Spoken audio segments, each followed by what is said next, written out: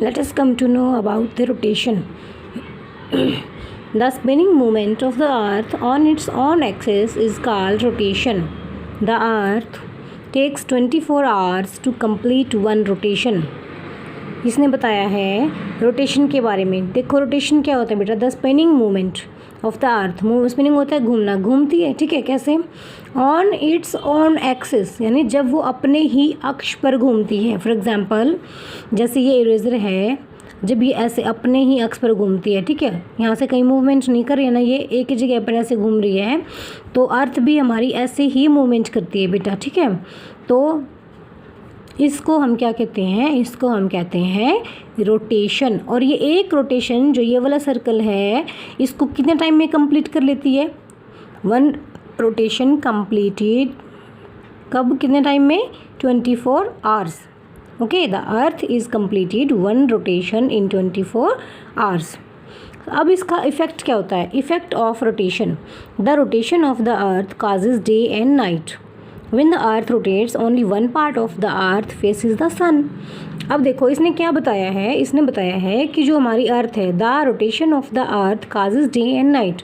Rotation की वजह से क्या बनते हैं बेटा? डे और नाइट बनते हैं. अब उसका कारण क्या है? कैसे बनते हैं डे और night?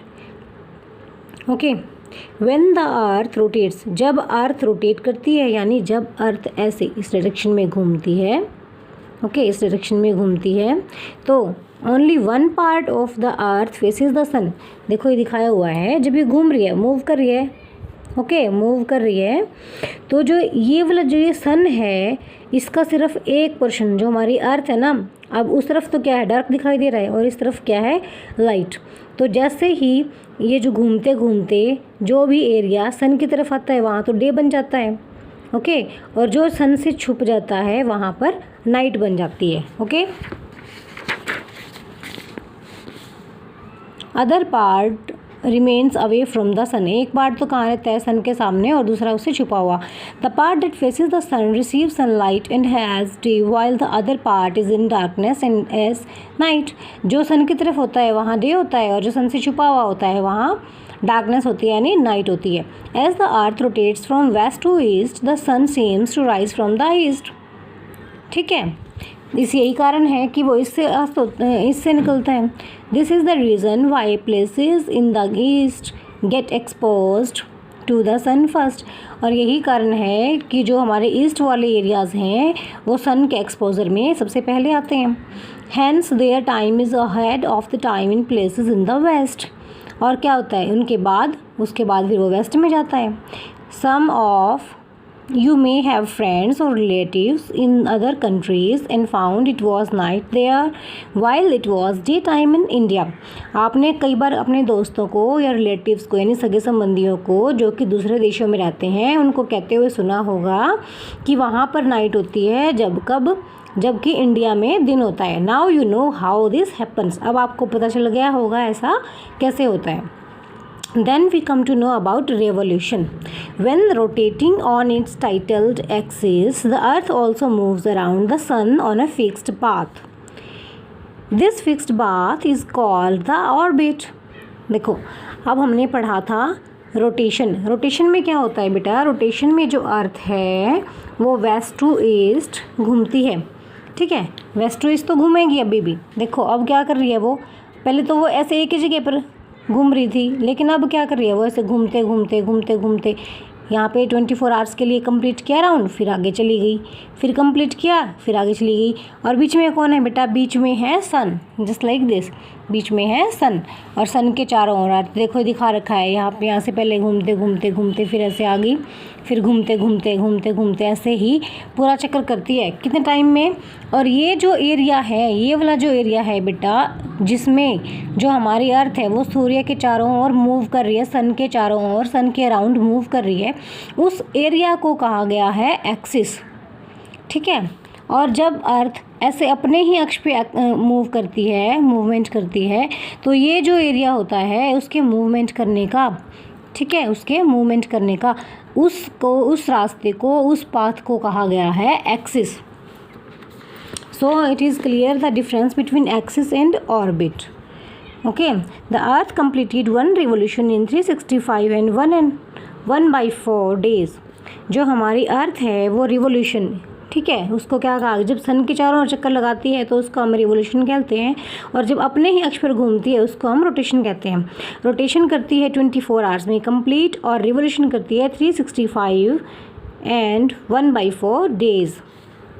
We have only 365 days on our calendar. हमारे कैलेंडर में केवल कितने होते हैं, 365 डेज होते हैं 1 ईयर में। The 1/4 day of every year is added to make 1 extra day.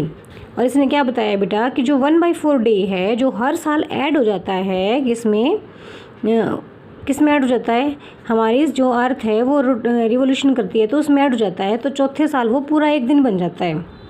This extra day is added every 4th year to the month of February. और इस एक्स्ट्रा दिन को जो कि 4 सालों में बना है उसको फरवरी में जोड़ दिया जाता है।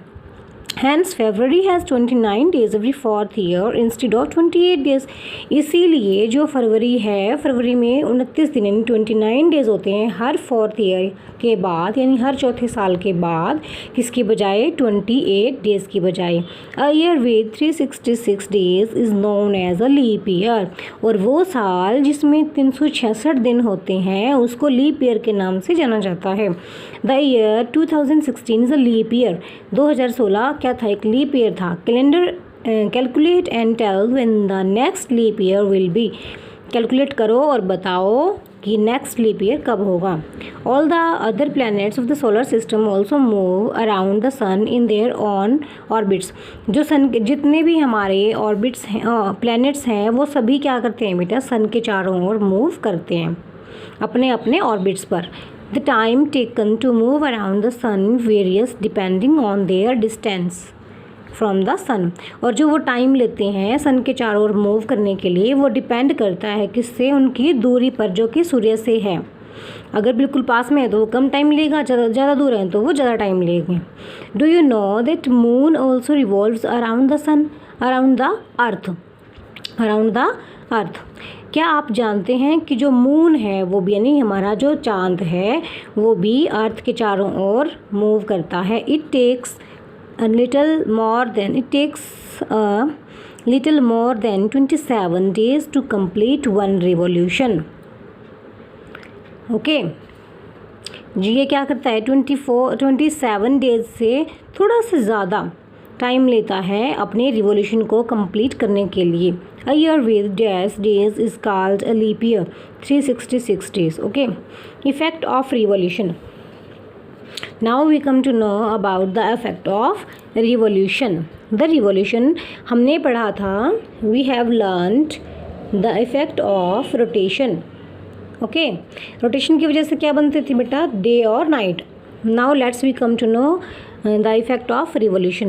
The revolution of the earth around the sun causes season.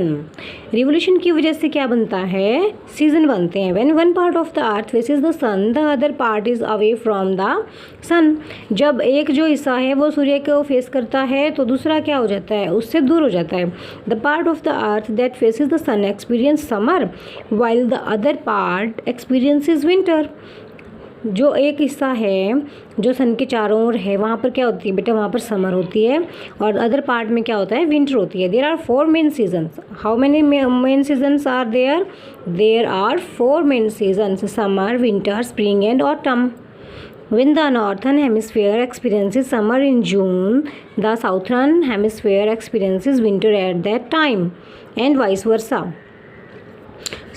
इसका मतलब है कि अगर हमारे नॉर्थन हेमिस्फीयर में हम कर चुके हैं बेटा, we have learned about the northern hemisphere और साउथर्न हेमिस्फीयर।